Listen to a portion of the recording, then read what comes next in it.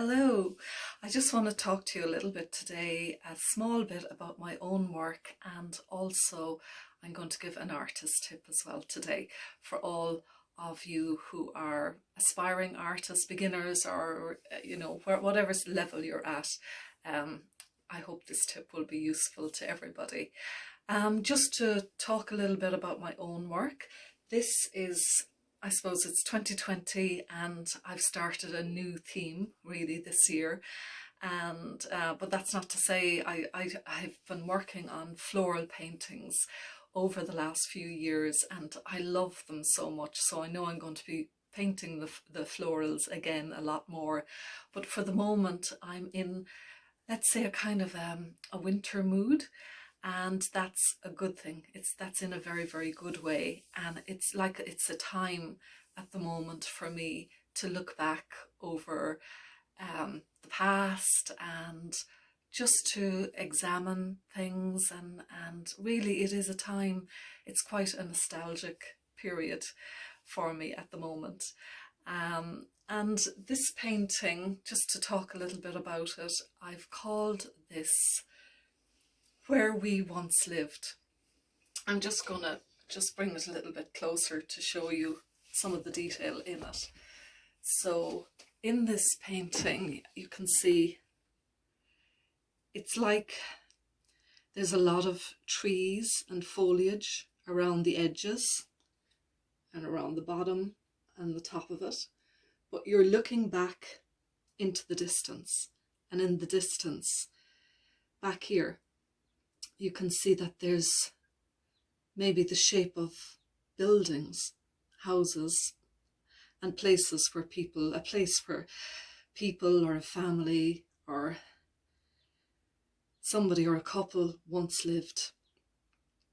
And you can see the colours, even though from the distance it looks like it's quite dark around the edges, you know, the dark blues and the purpley shades and dark greens.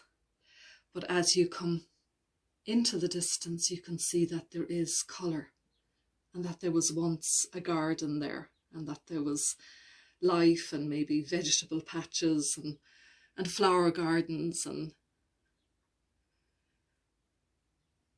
so here's some of the detail. It is wintry looking, because you can see twigs are kind of a little bit bare, and they're those kind of wintry colours, and you can see the shapes of the branches and the barks of the trees. So that was just to give you a little bit of the close-up and the detail, and I'll tell you a little bit about how I did some of that detail in a few moments. But when I was painting this painting, the whole time the title was coming to me, and that was the words "Where We Once Lived." And I just painted the whole painting based on this idea of where we once lived. And I actually personally did not live. I've never lived anywhere like this. So I'm just wondering, is there anybody can identify with this painting? Please let me know. I'd love to know if this is like a place where you once lived. It just seems to be a beautiful place, somewhere where people had very, very happy memories, or where somebody spent a lot of time. And I suppose it has memories, it kind of brings back memories or something of childhood to me, those type of days. Now, I'll just tell you a little story. I did, a few months ago, I met with a cousin of mine that I hadn't seen in years, and went to visit the place where my father lived. And it actually, when I look at this, it is very like that place in many ways. It was a country, he lived in a country area where right now the house is quite on the outside. There's so many trees around it, even though the house is intact. There's a lot of trees and foliage, and the family are clearing some of that back and making an opening and bringing in more light into the place. And so that's just a little aside. I never lived in this place myself, but my father did. So I suppose sometimes these memories can come down. I don't know, I believe, that we are spiritual beings, and that, these memories maybe come down, even though I never lived there, my father did, and maybe I've inherited some of his memory in some way. I don't know, or maybe it's just my mind and pure nostalgia.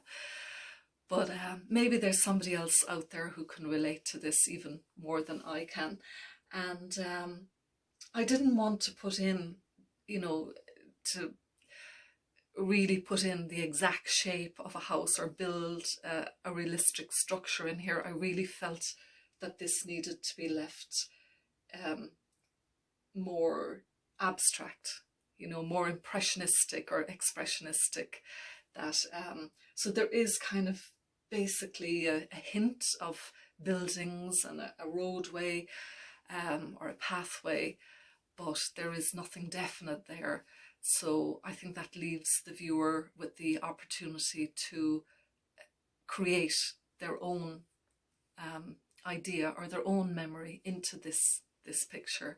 And as you can see, it is darker all around the edges, so you're kind of zooming in, you're looking through, really through time, through distance, and zooming in towards the center where there is more of a clearing, and you're getting to see through maybe the mists of time, or to see through these actual physical branches and leaves into a place where we once lived. So that's really the idea of the painting. I hope I explained it clearly. The colours I'm using, they're so different to the ones that I have used previously. If you know me, my paintings to date have been really, really colourful, and I've been focusing an awful lot on wildflowers and all sorts of flowers.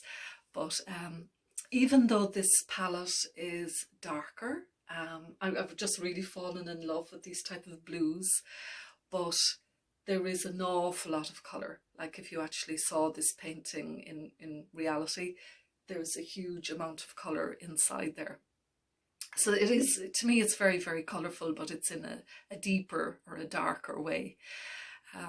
So it's just, yeah, really enjoyed painting in this way over the Christmas period. And it just seems like in the winter time for me right now, it's not the season for flowers exactly at the moment, even though there are still flowers growing in my back garden. There's still roses, just pink roses, which I think I'm just so blessed and so amazed to see them.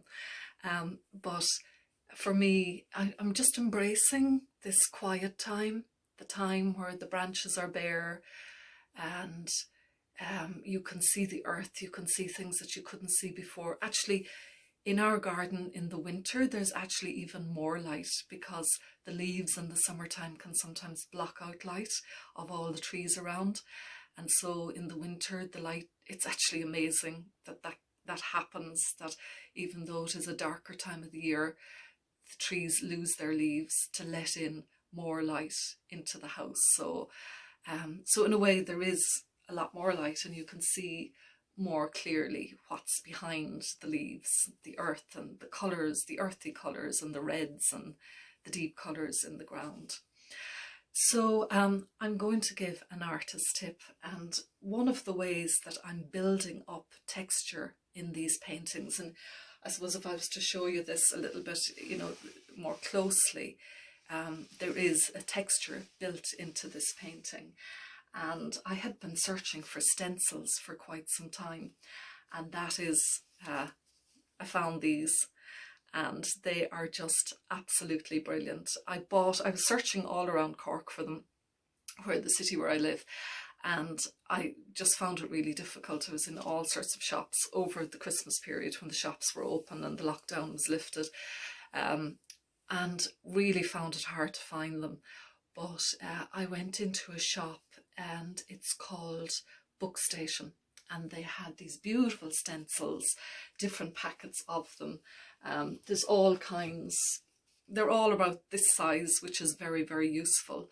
So what I do is, when I'm using the stencils, I will put them up against the painting like this, and I will get a brush and load the brush maybe with white paint or gesso, and or whatever colour I want to stencil in. Maybe I'm going for the darker side or the lighter side.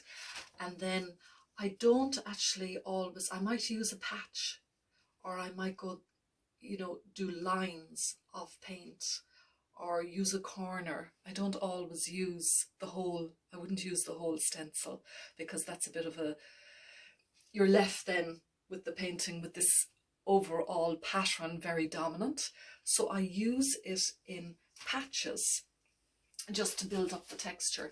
So also in the packet comes, this one I really like, even though it's a bit regular, the lines are a bit regular up and down. So again, I may, instead of having all these lines of stencil, if I go the opposite way, I will get more broken little patterns with it. And this one came as well with the pack. There's lots of different ones. This one is kind of dolphins, or yeah, they're dolphin shapes. So I'm never going to be putting dolphins into my painting, but I just found if I cross one over the other and lay one stencil over the other one, then you don't see the dolphin shapes anymore. You see something that's quite organic. So if I stencil over that, it's not giving me any definite shape. It doesn't look like the shape of a stencil or anything in particular. And that gives me something that's more like lichen, or more like moss, or more like grasses, or you know, other kind of texture coming in the background. And I also decided to make my own stencils. So I had one of these, I don't know, these are for making cakes. And I started just cutting out shapes. I kind of went away exactly from the shapes that were in it and just started cutting out my own shapes of leaves. So you can actually, this is too big, so I'm going to make another one. I've bought other these like document holders that have good stiff cardboard or good stiff plastic in them. And so I'm going to work on making more stencils, my own personal stencils, because there's kind of shapes that are my go-to shapes, like leaf shapes and twigs and branches and things like that, that I want to make myself. So sometime I'll show you. If you want to know a little bit more about how I do this, I can create a video. So please just get back to me and let me know if you want to see more on this process. And if anybody is interested in my paintings, I have put them all, I've updated my website, and so everything is up there. It's artistmariaburke.wordpress.com, but I will leave the link under this video, and just go into my website and you'll see the paintings and the prices. And you know, if you like something, or if something really resonates with you, just, you know, you can just direct message me and give me an offer, whatever you can afford, and we talk about that. So yeah, because you know, the prices are there, but they're not exactly fixed prices for anybody who wants to purchase a painting. So yeah, that's it for me today. So thank you for joining me, and I'll talk to you soon. God bless. Bye bye.